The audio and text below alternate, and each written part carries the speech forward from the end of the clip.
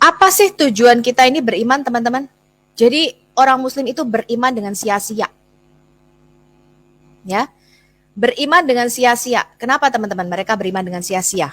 Karena mereka nggak tahu apa tujuan mereka beriman. Mereka beriman akan adanya Allah Subhanahu wa Ta'ala, padahal Allahnya nggak pernah kelihatan. Ada apa enggak kita nggak tahu. Allahnya nggak pernah bicara kepada Muhammad. Beda dengan Alkitab kita, di mana semua nabi ya itu ketemu dengan Tuhan secara langsung, nggak lewat Jibril. Ya, Adam berbicara dengan Tuhan secara langsung, Musa berbicara dengan Tuhan, Abraham ketemu dengan Tuhan, Yakub, Israel ketemu dengan Tuhan. Semua nabi-nabi mendengar suara Tuhan. Nuh mendengar suara Tuhan. Hanya Nabi Muhammad ini loh satu-satunya nabi yang nggak pernah ketemu sama Allahnya. Jadi untuk apa beriman pada sesuatu yang nggak ada, teman-teman? Sia-sia. Harus sholat sehari 5 kali, beramal dan sebagainya. Sedangkan nabinya saja nggak pernah tahu Allah ini ada apa enggak. Nabinya hanya mendengar cerita-cerita dari orang Yahudi dan Kristen. Oh, ada Tuhan pencipta alam semesta. Tapi nggak tahu siapa namanya. Muhammad nggak kenal siapa namanya. Dengar ya teman-teman ya, tujuan kita beriman kepada apa yang tertulis dalam kitab suci, itu bukan seperti yang dikatakan teman-teman muslim. Oh, aku untuk tahu teori Big Bang. Untuk tahu ada 2 laut. Satu laut asin, satu laut air tawar, lautnya terbelah katanya. Untuk tahu kalau bumi ini berotasi. Bukan. Tujuan kalau saya harus percaya kepada Quran atau percaya kepada Alkitab bukan untuk tahu bumi ini berotasi apa enggak. Bukan untuk tahu teori Big Bang. Bukan. Tujuan kita percaya kitab suci, ya Anda baca aja buku biologi. Ya, kalau Anda mau tahu seluruh yang ada di alam semesta ini. Belajar tentang ilmu alam, biologi. Tujuan kita percaya kitab suci, ini ada di 1 Petrus 1, teman-teman. Ayat 1. Ya, 1 Petrus pasal 1 ayat 9 sampai 12. Karena kamu telah mencapai tujuan imanmu. Apa tujuan iman kita, teman-teman? Apa untuk tahu bumi ini berotasi? Seperti kata si one way itu. Untuk tahu ini ada teori Big Bang. No, untuk apa? Belajar aja ilmu pengetahuan. Ilmu pengetahuan semakin berkembang. Ya, di kitab Daniel dikatakan. Itu nanti kamu akan belajar, kamu akan tahu sendiri. Tujuan kita beriman akan surga, neraka, akan adanya Tuhan, akan adanya malaikat. Tujuan kita beriman kepada kitabullah. Tujuan kita beriman kepada kitab-kitabnya Allah adalah keselamatan jiwa. Jadi percuma beriman kepada Quran. Kenapa? Gak pasti. Gak pasti. Lihat nih. Rasul Petrus mengatakan apa? Kita sudah mencapai tujuan iman kita orang Kristen. Yaitu keselamatan jiwa kita. Keselamatan Yeshua. Ya, keselamatan itulah keselamatan dari apa? Ini bukan selamat sampai ke airport gitu ya, atau selamat sampai ke Amerika, bukan. Ini keselamatan itu artinya apa? Diselamatkan dari kematian kekal, yaitu di neraka, teman-teman. Di Alkitab kita itu ada 2 kematian. Ya, yang pertama kematian secara tubuh jasmani, kita semua pasti mati. Yang kedua kematian neraka, kekal, kematian kedua.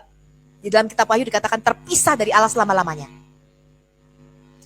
Itulah tujuan Yesus datang ke dalam dunia, tujuan Tuhan datang ke dalam dunia. Keselamatan itu diselidiki, diteliti oleh nabi-nabi. Di mana? Dari mulai kitab Taurat.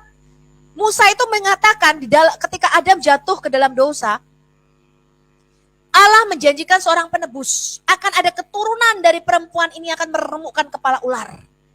Terus itu nubuatannya ditelusuri oleh para nabi. Siapa ini? Ya, seorang Adam, seorang manusia yang akan meremukkan iblis. Yang akan menghancurkan kuasa iblis. Oh, ternyata dari keturunan Abraham. Karena Tuhan berjanji kepada Abraham, keturunanmu ya akan menjadi berkat bagi dunia. Lebih spesifik lagi, ternyata keturunannya harus dari Yakub.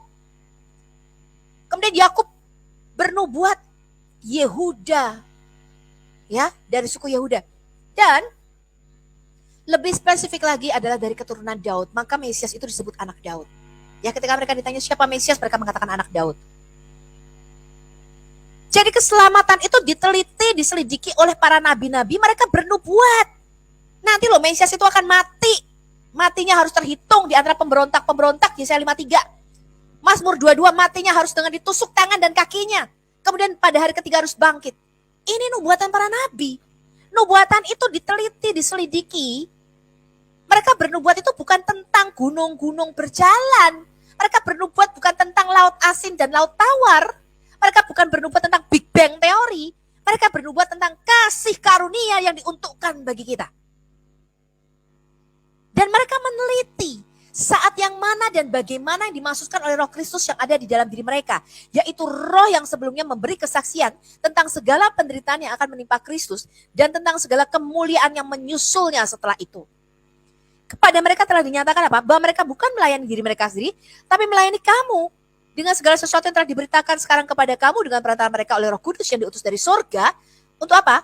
Untuk menyampaikan berita Injil kepada kamu, yaitu hal-hal yang ingin diketahui malaikat-malaikat. Jadi Injil itu bukanlah kitab yang diberikan kepada Isa ketika Isa masih nenen. Seperti di surah 19 ayat 30, itu bukan Injil. Injil itu adalah seorang pribadi yang akan menjadi keselamatan untuk jiwa kita. Itu, dan berita tentang Injil adalah berita kabar baik. Kabar baik tentang apa? Bahwa kita akan diselamatkan dari kematian kekal. Sekarang kita lihat ya teman-teman ya, kita lihat. Saya akan sharekan. Kalau kalian tanya kepada Muslim, apa arti nama Isa? Gak ada artinya Isa. Pengusap katanya Isa. Tetapi lihat, inilah berita Injil yang disampaikan oleh para nabi. Ketika di dalam mimpinya Yusuf ditemui oleh malaikat Gabriel, dia mau menceraikan Maria. Gabriel berkata apa? Kamu jangan menceraikan Maria, jangan takut untuk mengambil dia sebagai istrimu. Dia akan melahirkan anak laki-laki dan engkau harus menamai dia dengan spesifik Yesua. Tidak boleh namanya Selamat, apalagi namanya Katem. Gabriel memberikan nama yang spesifik. Engkau akan menamakan dia Yesua. Dia berkata kepada Maria, engkau harus menamakan anak ini Yesua. Tidak boleh namanya Abdullah. Tidak boleh namanya Katem. Tidak boleh namanya Imron. Tidak boleh namanya Slamet. Apalagi Margono. Harus Yesua. Kenapa? Karena dia akan menyelamatkan umatnya dari dosanya. Kenapa bisa begitu teman-teman? Kenapa bisa begitu? Nih ya kalau kita lihat. Apa arti nama Yesua? Yesua itu dari kata Yahweh. Tuhan kita. Shua itu artinya keselamatan. Ya, di dalam Alkitab kita setelah kitab Taurat ada yang namanya kitab Yosua. Yosua atau nama aslinya Yehosua. Nama aslinya Hosea diganti sama Musa menjadi Yehosua. Yehosua itu adalah nama Tuhan kita juga. Ya. Jadi Yehosua atau Yosua itu merupakan tipologi daripada Yesus yang artinya adalah juru selamat.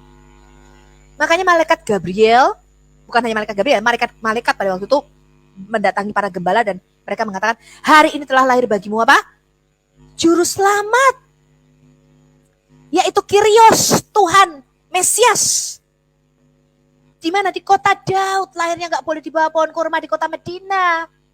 Kenapa? Sesuai nubuatan para nabi. Makanya ketika Herodes yang kaget ada orang Majus datang, mereka menyatakan, mana itu raja orang Yahudi yang baru lahir? Herodes memanggil ahli-ahli Taurat dan orang Farisi.